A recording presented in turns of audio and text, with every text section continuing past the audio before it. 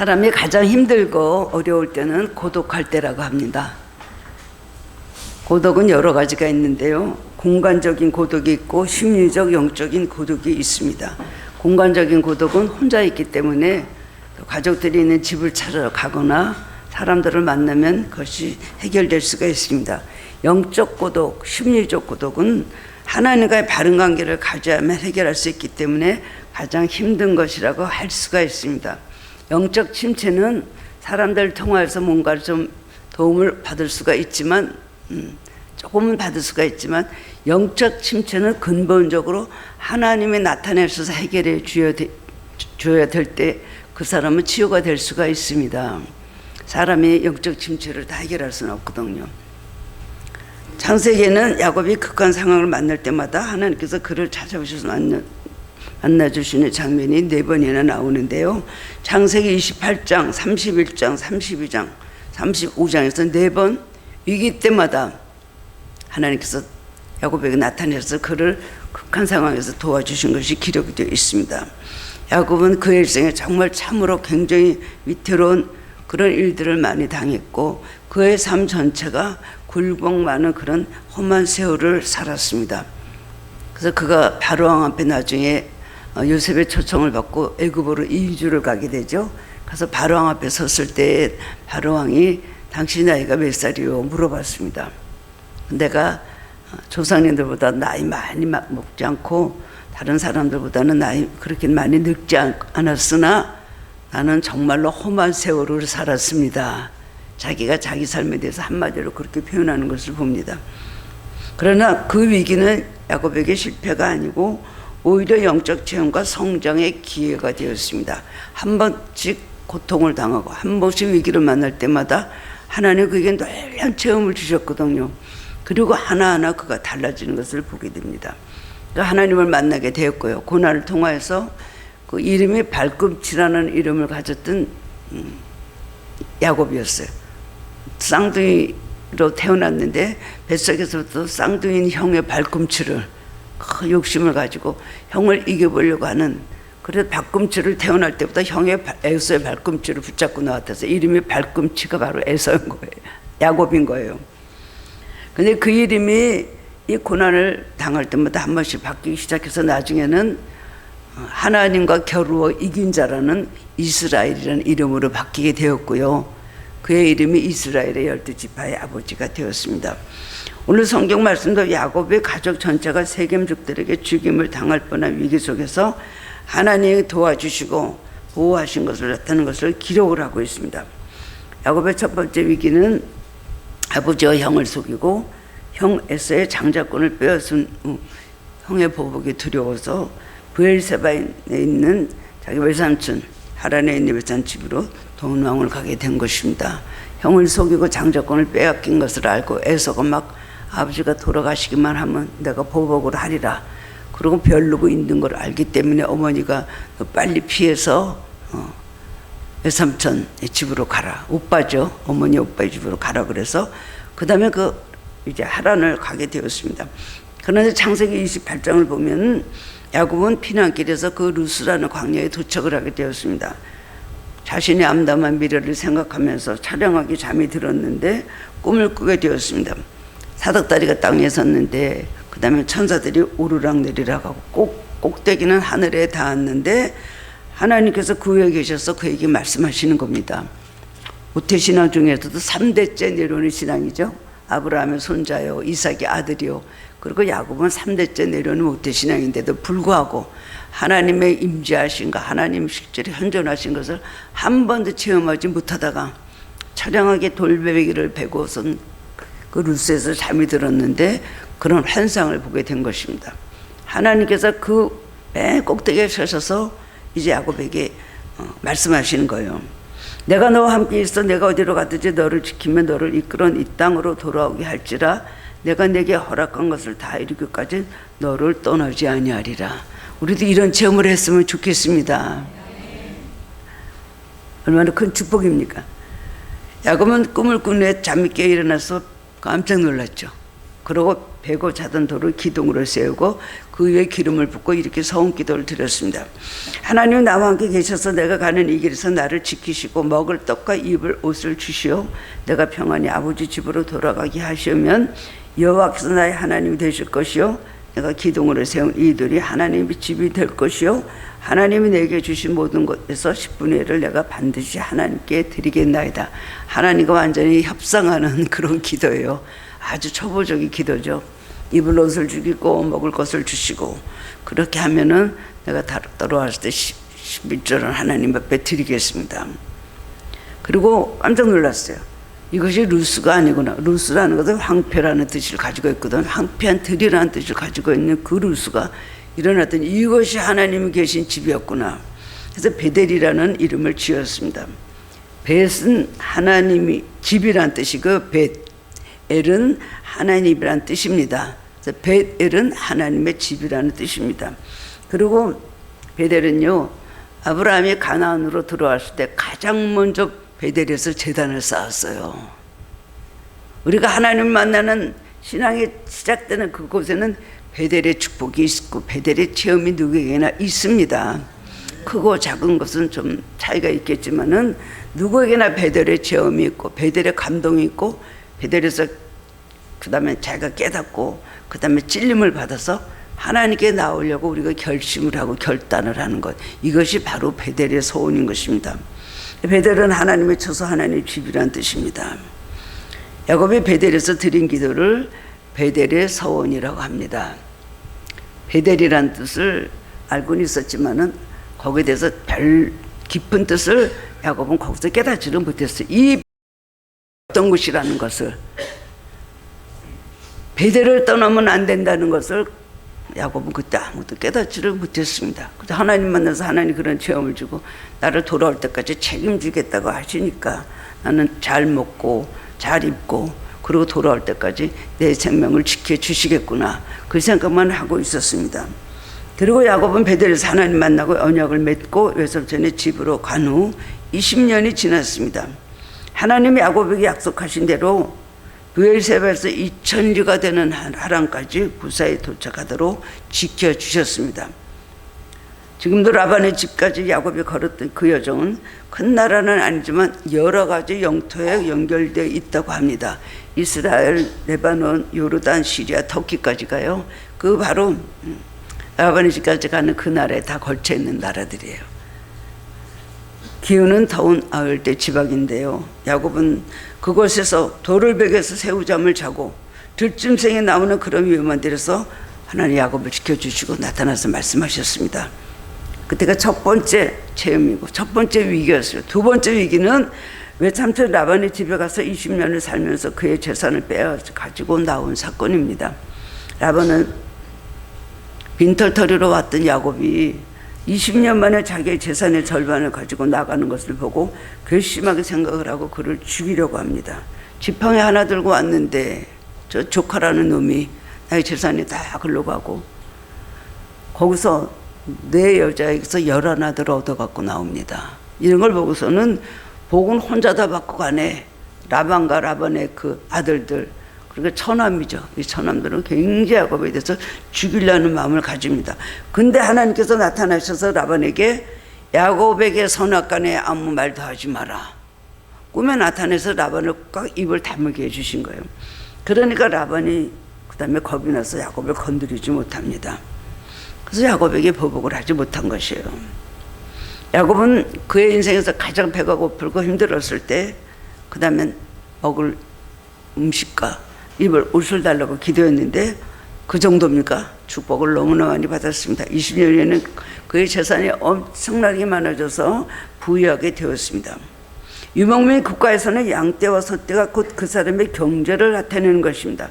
그런데 얼마나 야곱이 부유해졌는가. 창세기 32장 13절에 보면 야곱이 가지고 나온 재산 중에서 에사에게 선물로 준 것이 암년소가 200마리, 수렴소가 20마리, 암양이 200마리, 수양이 20마리, 전나는 약대가 30마리, 암소가 40마리, 황소가 10마리, 암나귀가 20마리, 새끼나귀가 10마리. 이거 왜 이렇게 읽기도 힘들게 이렇게 성경이 기록하고 있을까요? 지팡이 하나 갖고 요단들을 건넜던 이 야곱에게 하나님께서 축복하시니까 이렇게 많은 복을 받았다는 걸 성경이 기록하고 있는 거예요. 그 말이 거짓말이 아니구나. 이것도 두 때나 이뤘다 그랬어요. 엄청난 두 때. 뭐 양이고 소고 낙타고 염소고. 그런데 그 두 때 중에 한 때만도 안 되는 것도 이런 엄청난 규모의 재산을 가지고 있었습니다. 그러니 그가 가진 모든 재산은 얼마나 많아졌겠습니까? 야곱은 20년 동안에 거부가 된 것입니다. 그것은 하나님께서 야곱과 약속을 지켜주셨기 때문입니다. 그런데 야곱은 이 모든 것이 내가 노력하고 내가 힘들게 해서 내가 머리를 쓰고 내가 최선을 다해서 그랬기 때문에 내가 이렇게 부유하게 됐구나 라는 생각을 하고 이제는 잘 살아보겠다. 나는 이제부터 더 열심히 살고 더 열심히 노력하고 나는 지금의 재산의 10배로 한번 내가 증축을 해보겠다. 그런 생각을 가지고 있었다는 겁니다. 하나님 약속을 다 잊어버렸고 자기가 하나님께 드린 약속도 다 잊어버렸던 것을 알 수가 있습니다. 세 번째 위기는 그가 라반의 집에서 무사히 나와서 고향으로 또 돌아가는데 형 에서가 동생을 죽이려고 20년 만에 400명을 거느리고 오는 것이었습니다. 야곱이 다시 집으로 온다고 가만 놔둘 줄 알아. 이제는 보복할 때가 됐다고 400명을 거느리고요. 절치부심 죽이려고 칼을 들고 오는 거예요. 이 원수를 피하니까 저 원수가 나타났습니다. 진퇴양난이라는 거 있죠. 뒤로 가자니 라반이요, 앞으로 가자니 에서요. 그러나 포기할 줄 모르는 에서의 이 기질은 거기서 어떡합니까? 그 다음에는 인간의 노력은 안 되니까 머리를 짱구 쓰고 해서 모든 예물을 준비해서 이제 앞서서 보냅니다. 그래서 이게 뭐냐? 그럼 에서에게 이게 동생 야곱이 형에게 주려고 준비한 예물입니다. 마음은 어떻게 하면 좀 변하게 하려고 그런 머리를 쓰죠. 두 때를 나눠서 이 때를 치면은 한쪽은 살아남지 않겠는가. 그래서 가축들과 자기 모든 종들과 가족들과 다 두 때로 나누고 자기는 야복강에서 남았는데 여러분 포기할 줄 모르는 기질이 얼마나 좋은 것인 줄 압니까? 여러분 쉽게 포기하는 사람은 아무것도 얻을 수가 없습니다. 저도 굉장히 끈질긴 성격이 있거든요. 저도 굉장히 한번 한다면 한다는 그런 성격의 사람이었습니다. 요즘은 좀 포기하는 부분도 많이 있지만 그래서 여러분 포기하면 안 됩니다. 야곱은 보통 때도 현실적으로 열심히 노력해서 내 삶을 내가 한번 읽어보겠다라는 그런 굉장한 집념을 가지고 살았고요. 그 다음에는 하나님 앞에도 그랬다는 죽을 수는 없다. 무너질 수는 없다. 주저앉을 수는 없다. 여러분 그런 삶의 목적을 가지고 여러분도 사시기를 바랍니다. 쉽게 포기하고 그냥 안 되면 금방 하고 이렇게 하면 안 돼요. 좀 기도했다가 안 되니까 기도해봤자 별 볼 일 없네. 또 열심히 봉사하다가 안 되니까 좀 봉사해봤자 별 볼 일 없네. 하나님 별 볼 일 없네. 하늘교회 별 볼 일 없네. 이런 생각을 가지면 아무것도 얻을 수가 없습니다. 어디 가든지 뭘 얻겠습니까? 포기할 줄 모르는 성격은 다 죽게 됐는데 이제 에서가 칼 들고 지금도 달려고 있는 거예요. 그런데도 불구하고 거기 앉아갖고 야복강에서 그 다음에 기도를 하다 보니까 천사가 와서 그 다음에 막 야곱을 방해를 한다시피 그만해 이제 놔둬 나 이제 갈 테니까 나 놔라. 근데 천사가 나를 축복하지 않으면 놓지 않겠나이다. 천사인지 뭔지도 몰랐고 자기는 에서인 줄 알았어. 에서인 줄 알고 그렇게 밤새도록 레슬링 기도를 한 거예요. 에서가 와서 자기한테 그런 줄 알고 하여튼 나를 축복해주면 나를 축복해주면 나는 놓겠나이다. 천사인지 형인지도 모르고 어떤 존재가 와서 자기를 붙잡고 놀아 그러니까 안 놀라고 했던 그럴 때 놀란 축복을 받게 되죠. 환도뼈 근음줄이 끊어지고 환도뼈가 부러졌지만 그 사람은 새로운 이름을 얻었습니다.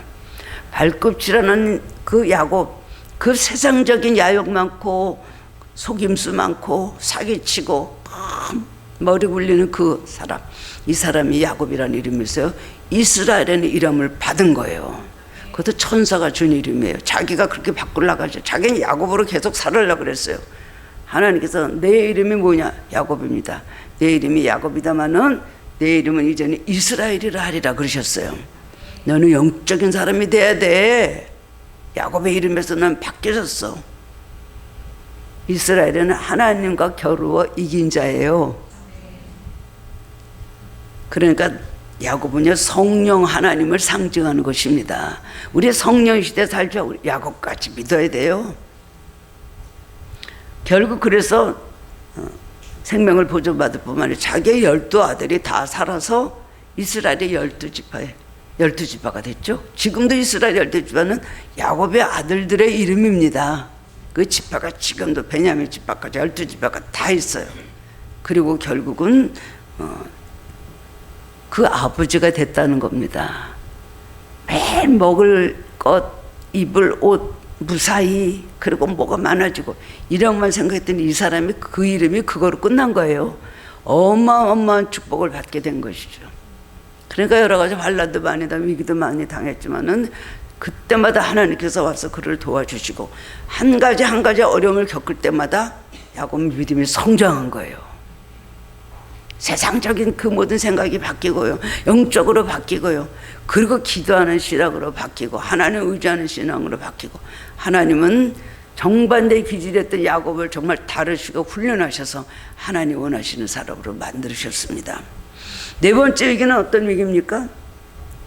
라반의 집에서 나온 애도 야복강의 기도로 에서와의 위기에서도 기적적으로 살아남았습니다. 3번을 하나님 도와주셔서 기적적으로 살아났어요. 그런데 그는 약속을 잊어버리고 세겜에 머물렀다는 겁니다. 야복강에서 나아가고 이제 살만해지고 에서하고 이제 끌어안게 되고요.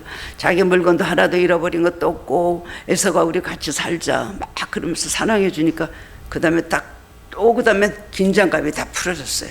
여러분, 문제 해결할 때 얼마큼 긴장감을 금방 푸느냐가 여러분의 그 다음 삶을 여러분 좌우하는 줄 아시기 바랍니다.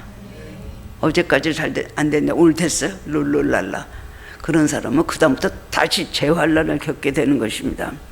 은혜를 잃어버린 사람, 하나님과 약속을 하고 지키지 않는 사람은요, 그 다음에 다시 그 고통을 몇 배나 되는 고통을 당할 수밖에 없는 거예요. 한번 하나님 손에서 붙잡힌 바 되고 체험하시고 약속하신 것은 이루시기까지는 그 사람이 불수정하고 변질되면 때리는 것밖에 방법이 없습니다. 하나님 포기하시지 않으니까요. 그런데 나와서 그 다음엔 어디로 갈까? 야, 세겜으로 가자. 응? 세겜에 가면은 말이야, 너무나 큰 도시고요, 모든 것이 발달되고 엄청난 그런 도시였구나. 모든 것이 아주 그냥 경제적으로도 하고 모든 그 왕래가 유통이 아주 잘 되는 상업이 발달한 그런 도시였어요. 나 저기 가서 장사해야지 딱 생각을 하고, 자기 재산 하나도 잃어버린 거 없어요. 그 다음에 딱 와서 나는 이 자식들하고 한번 세겜에 가서 잘 살아보겠다. 딱 가서 보고 부동산 찾아 들어가서 땅 샀다는 거 아닙니까? 그런데 하나님 가만 놔두세요. 하나님은요, 저를 보면은 잘 때는 추적하시는 하나님, 지적하시는 하나님, 끝까지 추격하시는 하나님이세요. 가만 놔둬요? 어떻게 야곱을 하나님 뜻을 이뤄가지고 라반의 집에까지 갔다가 야복강에 갔다가 그 다음에 이렇게 했는데 베델에서 만나주죠. 하나님께서 그를 잊어버리시겠습니까? 세겜에 가서 인제 한번 잘 살아보겠다, 무역하면서 잘 살아보겠다, 나 거기 가서 한번 작은 땅 사갖고 집 짓고, 지금까지 집이 별로 자기 집이 없어서 여기 와서 내가 돌집집 한번 잘 살아보겠다 생각하고 세겜으로 떡 들어갔습니다. 그러니까 신앙이 있어요. 자기도 신앙 없고 가족들도 신앙 없고, 그 다음에 이 사건을 만날 만한 이유가 있었습니다. 레아가 난 외동딸 디나가 얼마나 예뻤겠어요. 그 지방 여자들을 구경하러 나갔다가 추장에게 잡혀서 강간을 당했습니다. 그러니까 분노한 야곱의 오빠들이 가만히 있어요. 그 다음에 디나의 오빠들이, 그 다음에는 야곱의 두 아들 시므온과 레위가 세겜 남자들에게 너희들이 할례를 받으면 디나와 결혼하게 주겠다고 거짓말로 속이고 습격을 해서 세겜의 남자들을 죽이는 사건이 일어났습니다. 여기 여자들은 어떻게 생겼나, 그냥 가서 이렇게 보고 패션을 보고 얼굴을 보고 뭐를 봤겠죠.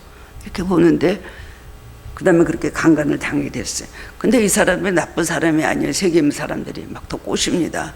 아, 너희하고 나하고 이제 우리가 사돈을 맺으면 되잖아. 네 딸을 나에게 달라. 우리 서로 무역하고 뭐 잘 살아. 이것도 막의 유혹이죠.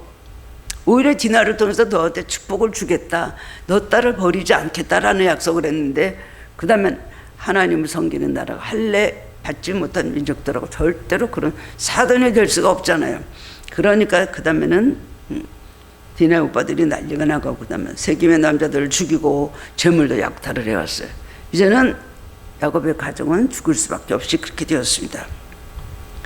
그러니까 야곱이 그때부터 정말 처음으로 위기에 이제 실제적으로 죽임을 당하게 됐잖아요. 더구나 그 사람들을 죽였는데요. 그러니까 야곱이 그냥 너무 벌벌 떨고 아들들이 야단을 어떡하자고 이런 짓을 했냐. 어? 사람을 죽이니 이제 우리는 다 그들이 우리를 살려하는 일밖에 더 남았냐.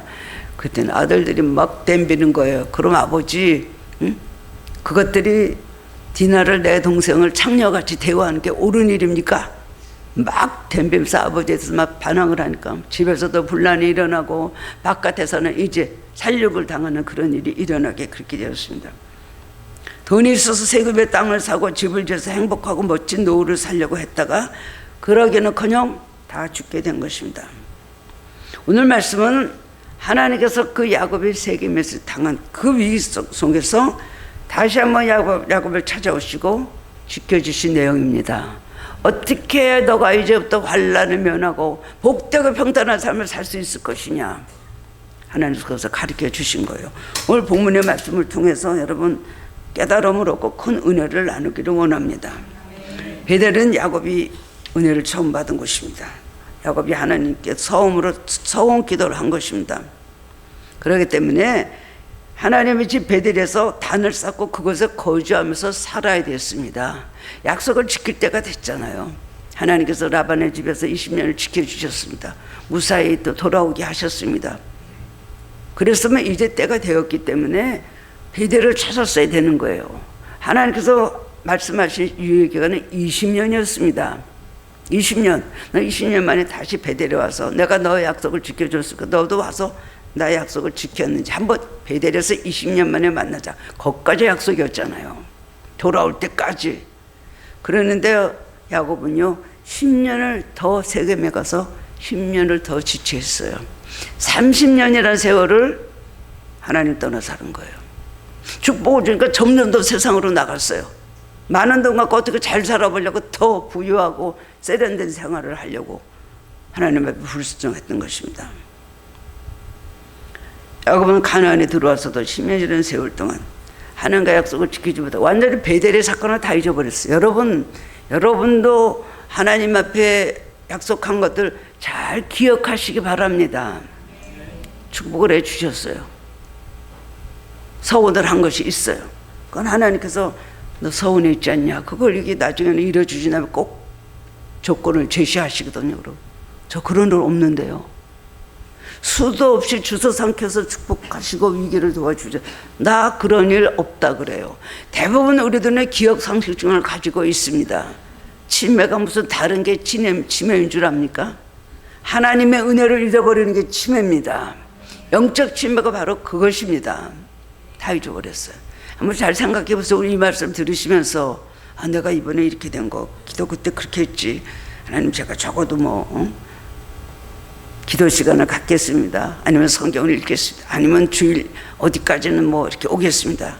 대부분 그래 놓고 못 오시는 분들이 너무나 많이 있죠. 그 다음에 또 환난 당하면 그때 그것을 기억하게 하시는 거예요. 세겜과 베델까지 거리가 얼마인 줄 압니까? 24km밖에 되지 않은 거예요. 근데 거기가 24km, 거기 베델인데 생각도 안 하는 거예요. 10년이라는 세월 거기 있어서. 베델에서 떠났지 30년이라는 세월이 지났습니다. 첫 번째로는 하나님의 말씀을 들었다는 겁니다. 베델을 가게 된 위기를 이기고 그때마다 믿음의 사람 회복된 것은 하나님의 음성을 들었기 때문입니다. 1절에 보면 하나님이 야곱에게 이르시되 일어나 베델로 올라가서 거기 거주하며 내가 내 형 에사의 낯을 피하여 도망하던 때에 내게 나타났던 하나님께 거기서 제단을 쌓으라 하신지라. 야곱은 인생의 위기 절망 가운데서 하나님의 음성을 또 들었습니다. 근데 하나님은 야곱아 너 왜 세겜에 머물렀냐? 내가 내 앞에 이렇게 불순해서 환난을 자초했으니까 너는 고통을 받기에 마땅하다. 회개하라 라고 책망을 하시지 않았어요. 다 죽게 된 사람한테는 하나님 책망 안 하시더라고요. 일단 살려놓고 보세요. 그리고 정신 좀 차리고 나면 그 다음에 하나하나 이제 해치듯 우리에게 하나하나로 말씀하시고 고치라고 책망을 하시죠. 하나님은 단지 야곱에 있었던 한 가지를 기억나게 해주셨습니다. 내 영에서의 칼을 피하여 도망하던 데 제단을 쌓았던 그 베들로 돌아가라.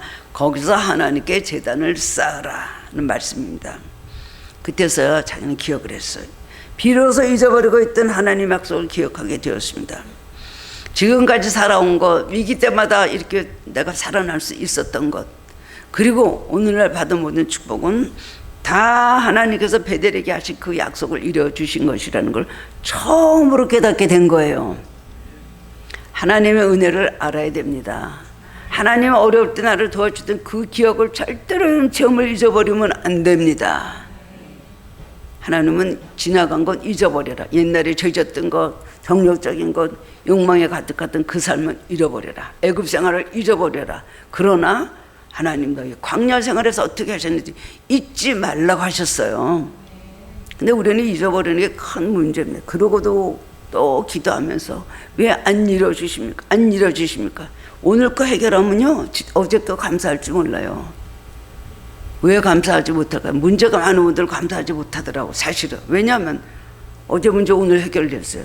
그걸 오늘 하나님 감사합니다. 지금까지 문제를 해결해 주셔서 할 마음의 여유가 없어요. 왜 그런지 알아요? 내일 문제가 기다리고 있으니까. 충분히 이해합니다마는 하나님은 그럴 때마다 하나하나 짚고 넘어가라는 것입니다.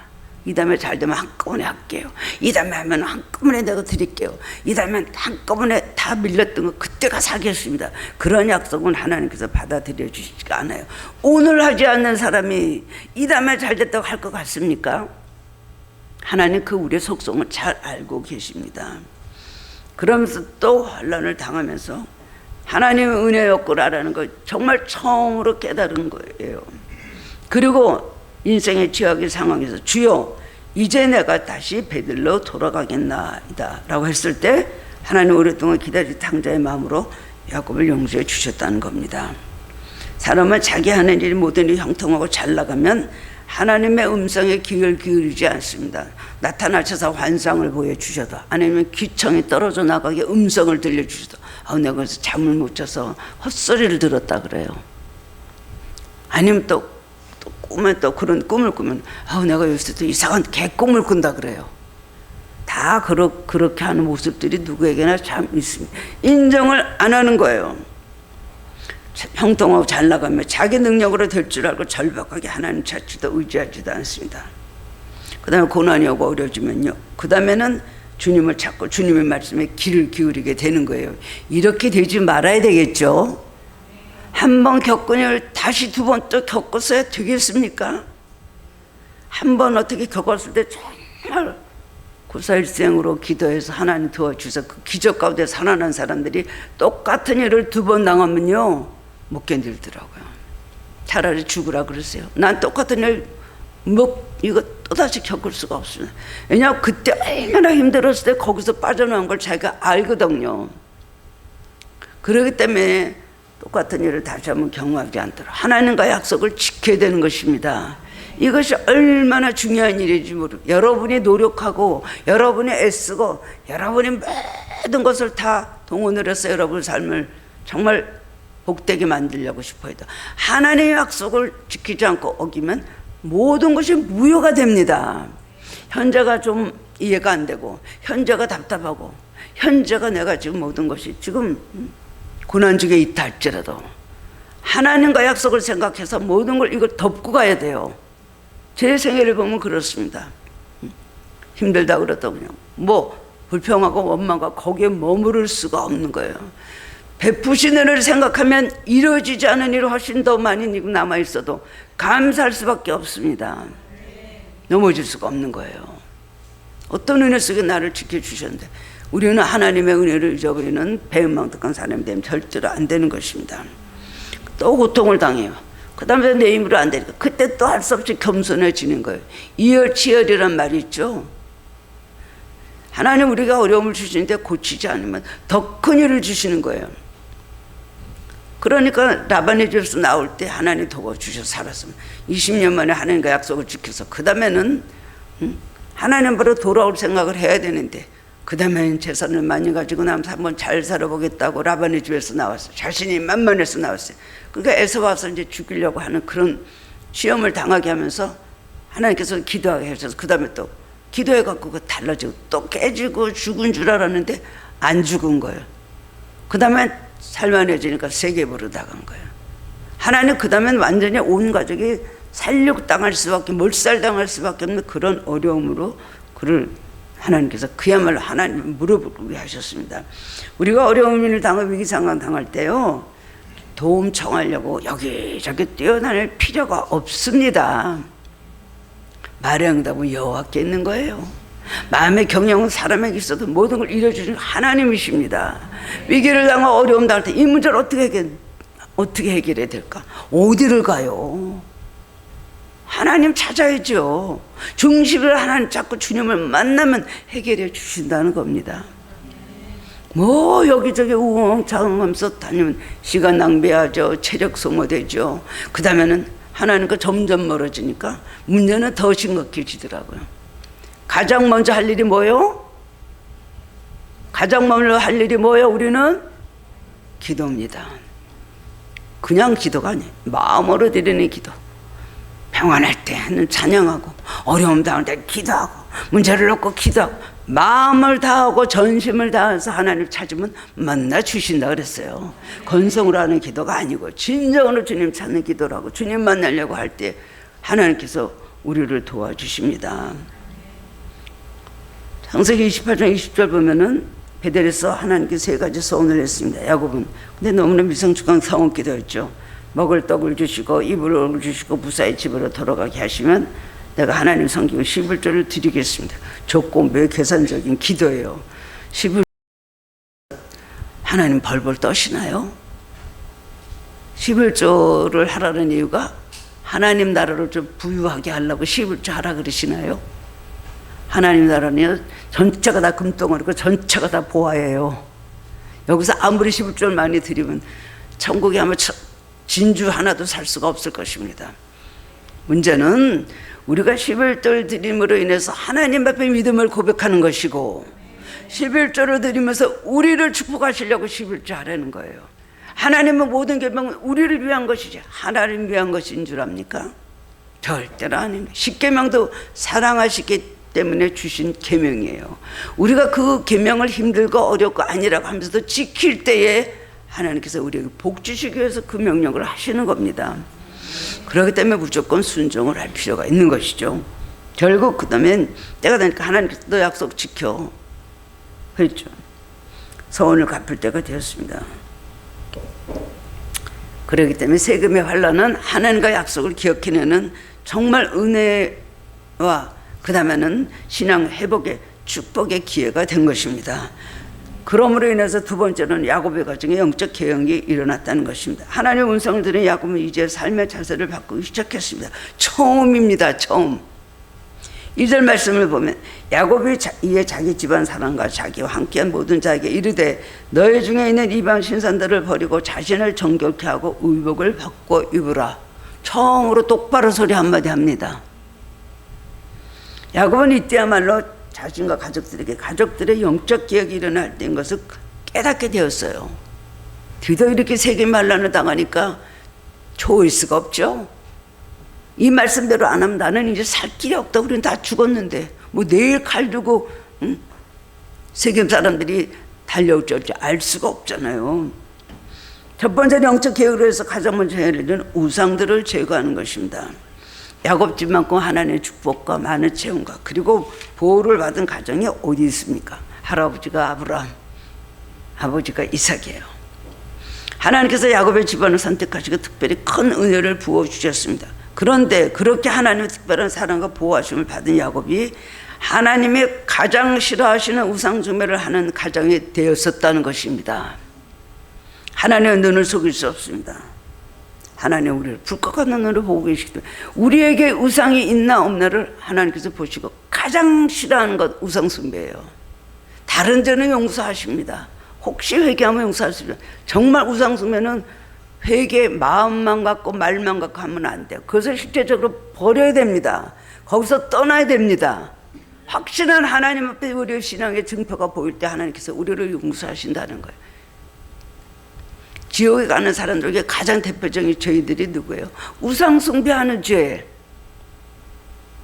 하나님께서 가장 싫어하고 이스라엘 백성이 다른 신도 섬기고 하나님도 섬기는 선민이면서 얼마나 우상을 섬겼을까? 전체가 우상을 섬긴 건 아닙니다. 더러더러 우상을 섬겼네. 하나님 그것을 묵과하시지 않았다는 거예요.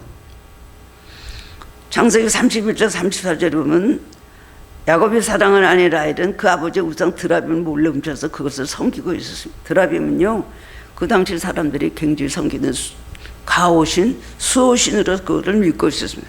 금으로 만든 우상의 형상 마스코트입니다. 귀걸이도 하고 목걸이도 하고 드라빔이라는 형상으로 그것을 가지고 다 만들고 그걸 하고 다니면서 복을 주신다고 생각하고 그걸 하면 돈이 많이 들어 그것 하면 건강하고 그것을 하고 있으면 자식이 많이 난다고 믿고 있었어요. 그런데 야곱은 그거 알면서도 가족들의 우상을 버리라는 말 한마디를 하지 못했습니다. 얼마나 영적으로 엉터리 가정입니까? 무엇을 가장 최우선순위에 놨던 걸 알 수가 있죠. 디나가 나가서 강간 당한 것도 야곱의 잘못이에요. 얼마나 자식 교육을 바로 안 시켰으면 이방의 여자들이 뭐를 입었나 머리는 어떻게 했나 그거 알고 싶어서 몰래 나가서 그거 훔쳐보다가 강간당한 거 아닙니까? 그것은 사건은 다 야곱의 신앙이 어땠는가 그 집의 신앙이 어땠는 것을 다 가르쳐 주는 것입니다.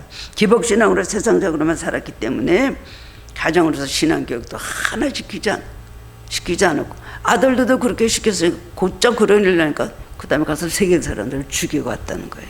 어느 누구 하나님께 우리는 예배를 드립시다 제대로 삽시다 이건 하나님 의지해야 됩니다 하는 사람 하나나 있었어요. 야곱은 우상을 가지고서는 하나님께 예배할 수 없기 때문에 우상을 버리라고 자족들이 처음으로 명령을 했습니다. 그리고 이것 때문에 하나님께서 노하셨다고 그 다음에 단호하게 말했습니다. 그리고 3절을 보면 그들이 자기 손에 있는 모든 이방 신상들과 자기 귀에 있는 귀걸이들을 야곱에게 주는지라 야곱이 그것들을 세겜 근처 상수리 아래에 묻었다는 거예요. 땅에다 파묻었다는 거예요. 드디어 야곱의 가정에 영적 개혁이 일어났습니다. 처음으로 지도력을 발휘했습니다. 하나님의 회개하고 하나님 뜻을 밝게 알게 되면 단호하게 여러분 말할 수 있습니다. 그럴 때 능력이 나가는 거예요. 우리는 그리스도인에서 우상을 드라빔 같은 그런 우상을 만들어서 걸고 다니고 뭐 손에 차고 다니고 이런 건 안 하지만은 마음속에 있는 우상이 얼마나 많습니까? 주일날도 뭐 바빠서 못 오고 또 세상 재미있다 못 오고 뭐 사람 만나고 해서 그래서 못 오시는 분들은 세상의 우상이 되어서 그렇습니다. 우상 품고 있으면요 하나님의 축복과 은혜는 자꾸 늦어지고 형통하지 못하고 시련을 당합니다. 우상은 마귀예요. 암세포 같은 존재이기 때문에 제거하는 방법밖에 없고 같이 갈 수는 없습니다. 여러분 우상과 같이 가면서 복이 오기를 바라요? 절대로 그럴 수가. 하나님 하시려고 그러면 마귀가 와서 자꾸 우상 섬기는 사람 그거 갖고 그 다음엔 괴롭히고 문제를 일으키고 그렇거든요. 마지막 두 번째로는요 의복을 바꿔 입으라고 했습니다. 지금까지 제사때가 모든 생각과 습관과 삶의 스타일을 바꾸라는 것입니다. 탐욕주의, 이기주의, 거짓의 옷을 입고 남을 속이면서 빼앗고 살았던 야곱이었는데 그 다음엔 이제는 세계의 말년을 겪으면서 깨닫고 이렇게 살지 말아야 되겠다고 결심을 하게 된 것입니다. 아버지도 속였고 그 다음엔 또 형도 속였고 라반의 집에 가서 라반에게도 속았고 라반도 속였고 맨날 속이고 속았고 하는 그게 연속이었어요. 목적을 위해서. 근데 결국 하나님 앞에 바로 설 수밖에 없게 되었답니다. 상수리 아래 묻어버리자고 했어요. 묻었다는 것입니다. 우리들의 아픔, 우리들의 분열, 미움, 증오 그리고 원망, 실패 이거 다 의심들 묻고 새 출발하자는 거예요. 지금까지 우리들의 지금 이 모든 문제들 묻어버리자. 너희들 나 미워하지? 나도 너희들 원망한다. 그리고 이 복잡한 문제들 내 여자들한테서 여러 아들이 나왔고 그랬으니 오죽했겠습니까? 그 뭐 시기 질투 미움 이런 거 다 묻어버리자. 여러분 살려면서 여러 가지 많은 것들이죠. 우선 죄를 묻어버리시기 바랍니다. 그리고 여러분 모든 걸 다 묻어버리세요. 사람들 관계에서도 아픔, 상처, 불쾌함, 분노, 화딱지 다 묻어버려야 됩니다. 다 상설이 나무 아래 묻었다 그랬어요. 바로 서는 사람들은 하나님만 만나고 은혜만 받는 게 전부가 아닙니다. 묻을 줄 알아야 됩니다. 어제 한 쌈 오늘하고 오늘 한 쌈 내일하고 내일하고 이게 안 되죠. 그렇기 때문에 싸움이 끝이 없는 거예요. 다 씻어버린단 말이지. 한국에는 다 씻어버리자. 마음에 있는 거 다 묻어버릴 줄 아는 게 그리스도인입니다. 어째 네가 그랬어? 너 활나가? 나 총나가. 그리고 너 뭐 나와? 속 나와? 나 대포 나가. 이렇게 하는 건 아니에요. 맨 마지막에 중요한 것은 그리고 버리고 떠나는 것입니다. 세겜을 버리고 떠나는 것이에요. 포기한다는 것이요. 베델로 올라가는 것이에요. 한꺼번에 다 묻으려면 힘들어요. 하나씩 하나씩 묻어야 되는 것입니다. 마지막으로는 베델로 올라갔습니다. 하나님께서 베델로 올라갔다는 이유가 뭐야? 하나님께서 베푸신 은혜를 잊지 말아라. 너도 하나님 앞에 드린 약속을 잊지 말아라. 오늘 우리 이 시간에 이 말씀에서 딱 얻어야 될 것은 그겁니다. 하나님께서 나에게 베푸신 은혜 잊어버리면 안 됩니다. 또 내가 하나님 앞에 드렸던 서원과 결단했던 거, 약속했던 거 잊어버리면 안 됩니다. 이 관계가 끊어지면 아무것도 아니에요. 세겜의 환란이 기다리고 있게 되는 것입니다. 야곱은 베델에 올라가서 하나님의 은혜를 기억했습니다. 30년 전에 자에게 이것을 그때 희망이 없이 돌베고 베고 울면서 잤던 그날 밤에 그 절망감을 기억한 거예요. 지난 날이 어려웠을 때 기억하시기 바랍니다. 그때 내가 어쨌나. 지금 뭐가 불평할 게 나와요? 사람들을 부유할 때는 말해요. 아, 목사님, 제가 정말 목사님 만나기 전에 내가 돈이 이런 돈을 갖고 있었거든요. 근데 제가 그때 하늘께 왔으면 헌금을 많이 했을 텐데. 헌금을 많이 했을 때. 그러니까 어려워졌으니까 하늘께 왔지. 그랬어요. 왔겠어요? 제가 혼자 속으로 그래요. 그러죠. 그래가 그때 제가 이랬거든요. 재산도 많았고 한참 떠들어요. 그럼 안 들어요. 그런데 오늘이 중요하지. 이제 그래요. 그럼 뭐라 하냐면 그 다음에 하는 말이 목사님 감사할 줄 모르고 살았던 내가 이제 끼니 일을 걱정하고 내일 일도 어떻게 될지 모르는 상황에 밥 세끼 먹게 주신 걸 너무 감사합니다. 일용할 약속 주신 것도 하나님의 은혜인 줄 이제 알았습니다. 조기도문 외우면서 일용할 양식 주시고 거기 나오면 통고라고 한다는 거예요. 이것이 은혜를 아는 삶입니다, 여러분. 본래 여러분 오늘까지 편안하게 만들어 놓은 팔자 운명 어림도 없어요. 하나님 은혜 아니면 오늘 지난밤에도 죽은 사람이 얼마나 많겠습니까?